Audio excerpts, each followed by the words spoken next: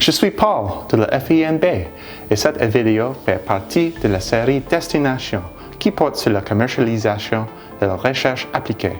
Je vais parler aujourd'hui de l'évaluation de nouvelles entreprises. L'évaluation n'a probablement pas beaucoup d'influence sur la première étape du processus de commercialisation. Lorsque vous atteignez certaines étapes importantes, cependant, l'évaluation influence votre capacité à obtenir des capitaux de même que votre orientation générale. Examinons donc dès maintenant cet aspect très intéressant du processus de commercialisation.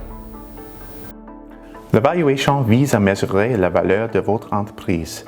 Elle permet à des investisseurs de calculer le montant qu'ils sont prêts à payer pour une partie de votre entreprise. L'évaluation est un art plutôt subjectif. Il n'y a en effet aucune formule simple, et il existe de nombreuses façons de négocier et de déterminer la valeur d'une entreprise, notamment nos types de chiffre d'affaires, coût de reproduction, comparatif. Pour les entreprises traditionnelles, comme les restaurants et les magasins en dehors, l'évaluation est fonction en général du rendement historique.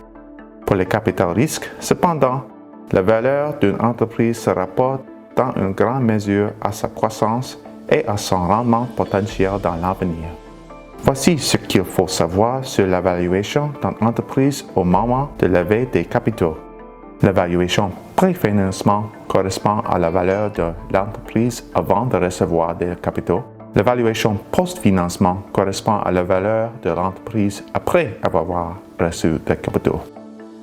Si on vous dit que votre entreprise est évaluée à des millions de dollars, vous en serez très heureux.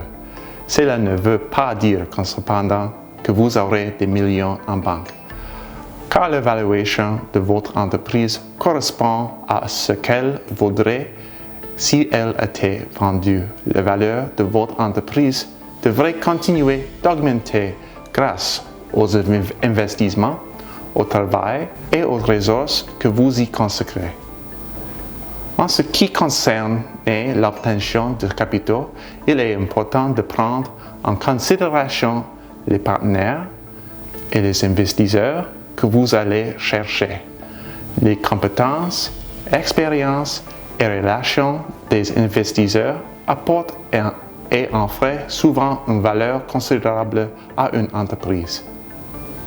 Étant donné que chaque cycle de financement réduirait vos propres droits sur l'actif, prévoyez les conséquences de chacun de ces cycles sur la propriété et le contrôle de votre entreprise.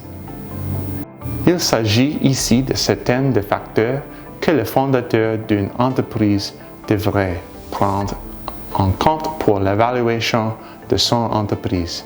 Il existe au Nouveau-Brunswick de nombreuses ressources utiles pour vous aider à commercialiser et développer vos activités. Si vous n'êtes pas certain des prochaines étapes, n'hésitez pas à nous demander des conseils. Nous sommes là pour vous aider et avancer.